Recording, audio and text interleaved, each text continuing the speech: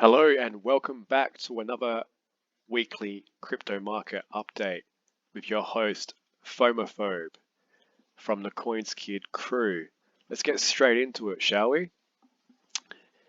Now, it's been another epic week in crypto, to say the least.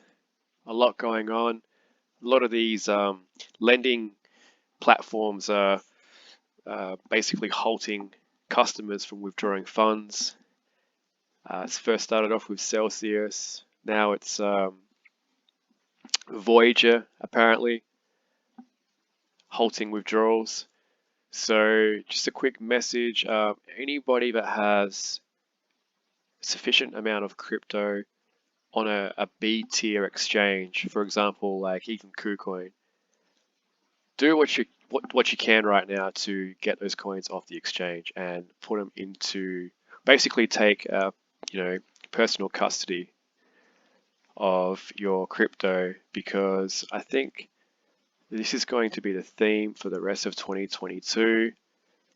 Every time you leave your coins on an exchange, a centralized exchange, there's a counterparty risk there which you need to be aware of. And just because the coins are showing up on your account, it's, you can see it there, doesn't mean they're actually there. So just a quick warning to everybody out there, because the contagion effect is obviously quite evident right now. So anyway, getting back into it, it's a Monday night here in Australia, 10 p.m. I've just got back from work. I couldn't actually do it this morning, so here I am, and we're getting a little bit of a pump here, which is good. Bitcoin has rallied from 19,000. It's just shy of 20k now. Ethereum had a nice pump. Hopefully this continues into the week, because it's way overdue, and I still feel as though we head to that 23k level just with a bit of time. But let's see what happens. Heading over to the crypto bubbles, pretty much everything in the red. I'm just going to ignore this one here, Lunacy. Yeah, whatever. It's up 58.8%. God knows why. Let's not even talk about that. Stacks down 23.8%. Matic down nearly 20%. So yeah, last week was not too flash. Heading over, see XMR here. It's down 5.8%, but to me that's positive, because compared to some of these other coins, like for example AVAX and DOT, a 5.8% decline. To me, that's showing there's a little bit of demand there for XMR, and that privacy coin play is definitely in effect. I think that's going to continue. I've been adding to my XMR stack recently. Having a look, what was another one I look at? Yeah, Quant down 8.1%, so not as bad as some of the others. Bitcoin 7.8%, so yeah, we're holding pretty well here. Heading over to the Crypto Fear and Greed Index, we're still at extreme fear, but I think that's a touch above what we saw last week. Yeah, C12 here, up to 14, so this is starting to get a little bit better. I'm going to head over to the total crypto market cap now, and this is the 3-day chart. So 7,400, or let's say 7,603 billion was the 2018 top, and that is pretty much spot on where the one is right now, where the latest low was. So it will be very interesting to see if this holds. Obviously with Bitcoin, we broke the support area of about 19.5k, but the total crypto market cap, including Bitcoin, is perched nicely above this support level here. So I'm not saying that the low is definitely in, but we are getting close, and I'm definitely calling this a buy zone right now. This could take a few weeks to months to play out, but if we can form a base here at 762 billion, then that's going to be really good for the next bull run. So let's see what happens. Nevertheless, though, if we get that kind of black swan event where the Federal Reserve just wants to remain super hawkish and signal to the market that they're going to be extra aggressive with rates, then we do have support levels down here with the golden ratio here at a touch below 400 billion, which is this support level here. So this was a high from June 2019. So yeah, that could definitely, that's not out of the question, could definitely occur. But if you're thinking long term, I think this zone right now is a good buy zone. And if we look at the stochastic, there's plenty of room for upside here, and the MACD is starting to form a bullish cross. So that, to me, that is all good signs. The only thing lacking right now, I think, is the volume. The volume's actually dropping off, so we want to see that volume pick up on a rally. If it rallies and the volume kind of just plateaus, then that's probably a sign that we're going to roll over. Heading over to the Bitcoin chart,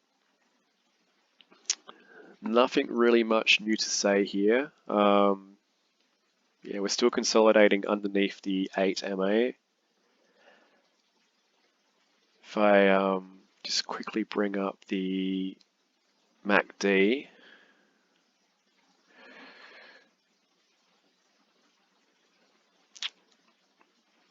still very bearish.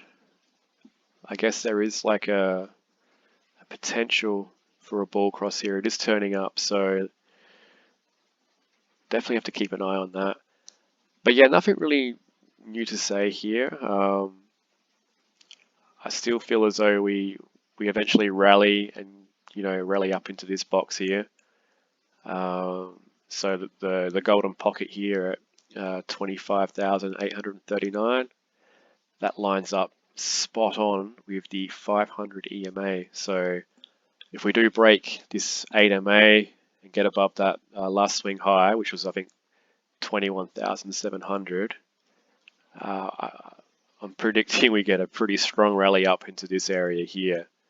So yeah, all eyes on this 8 MA, which is currently at, what is it, 20,528. So that's the key level to watch right now. And obviously that last swing high on Bitcoin. Heading over to Ethereum, kind of very similar story. I think Ether though is kind of slightly outperforming Bitcoin at the moment. But yeah, nothing really much more to add here. Same type of thing. We break the 8 MA, we'll rally up into this area here where the 500 EMA is, that 1400 area, which I spoke about last week, which is the previous all-time high from 2018, around that area. Heading over to QNT.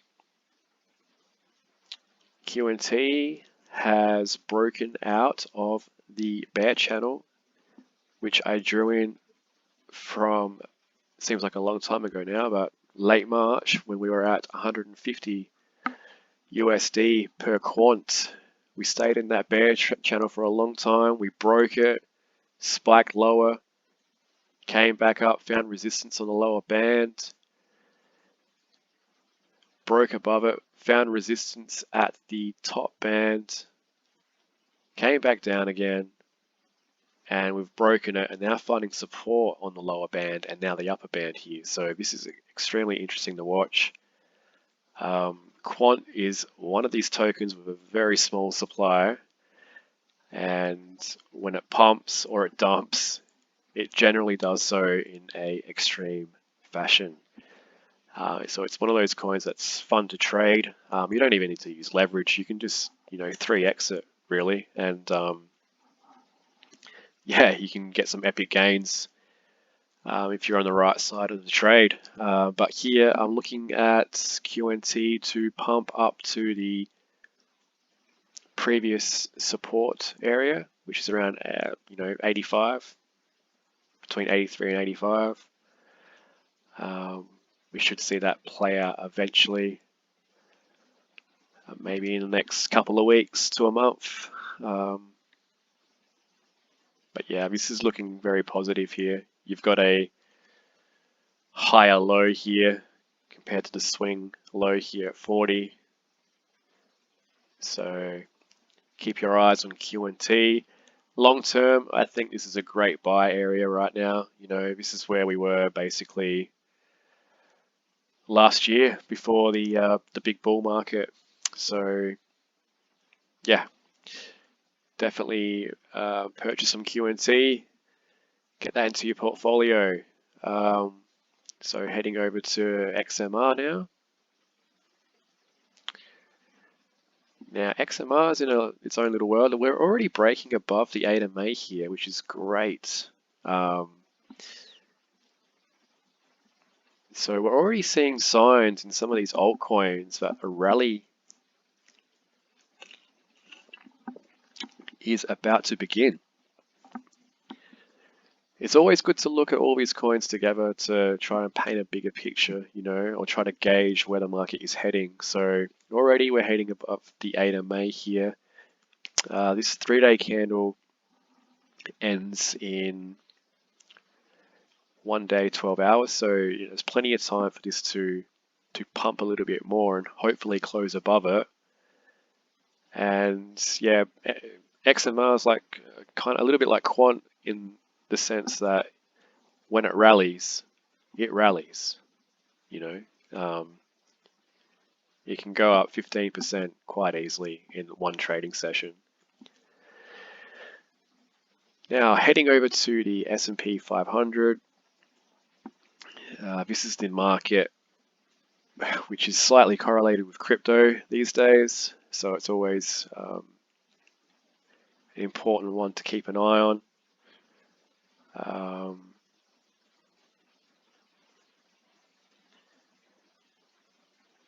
So I just lost it. That's all right. We'll just all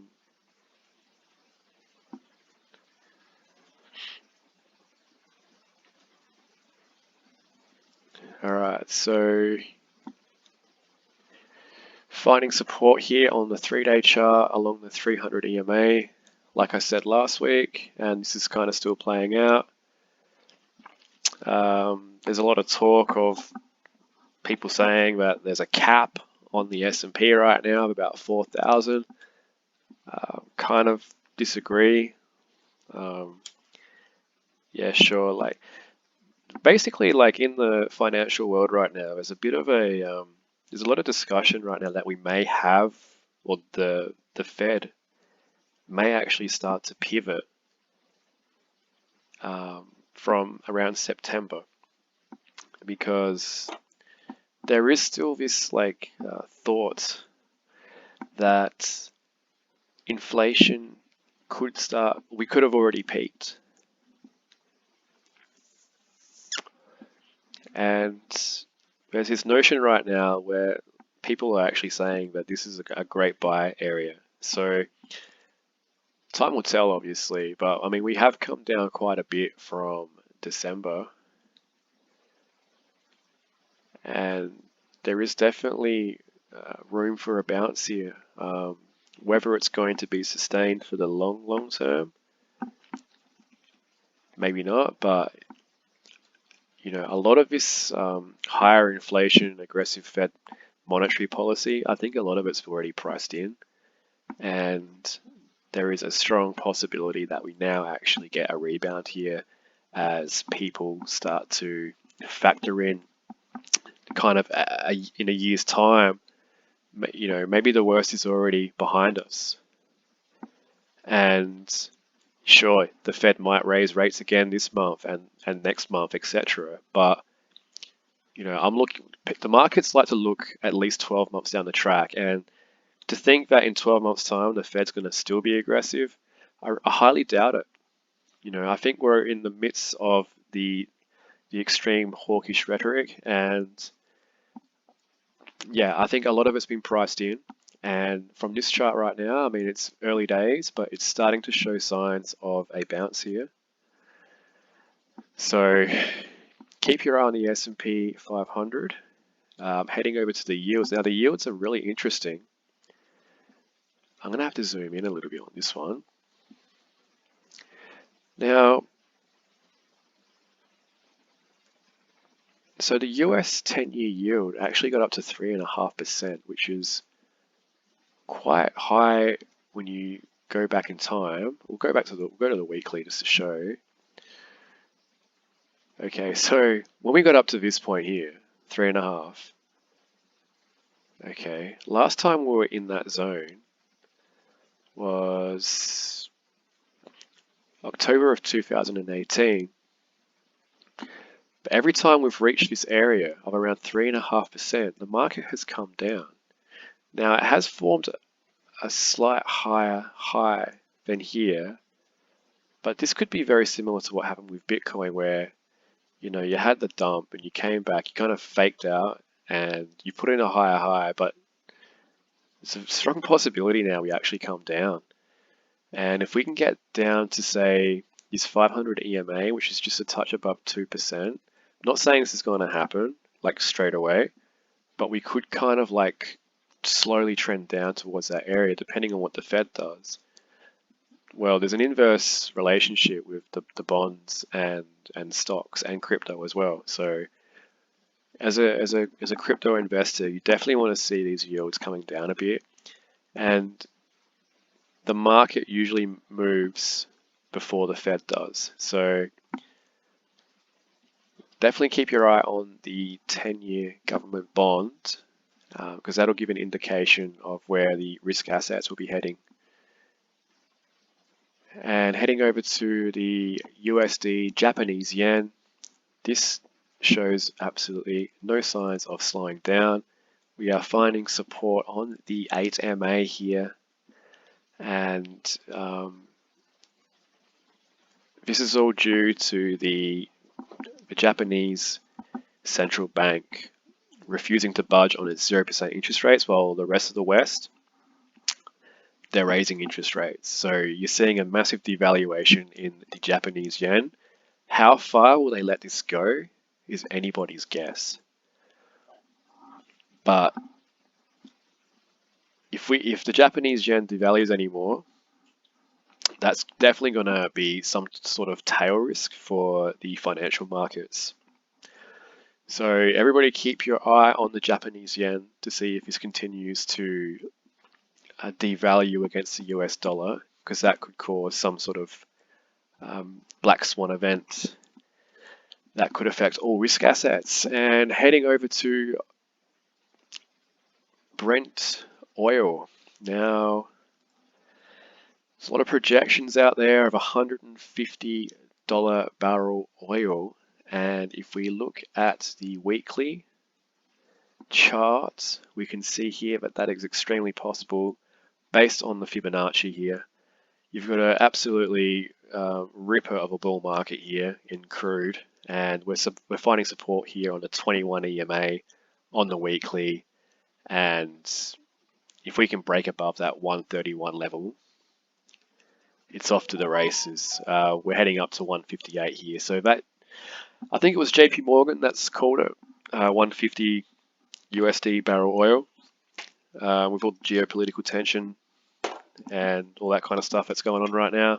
It's extremely possible, and yeah, based on just basic TA with Fibonacci, that's definitely a target there. So if you've got a little bit of risk appetite, take out a long on Brent crude at 112, hold it for a couple of months, and probably keep your stops Look, oil is extremely volatile, and I wouldn't be trading it with extreme margin. If you're going to trade oil, no more than 3x. And yeah, stick to that rule.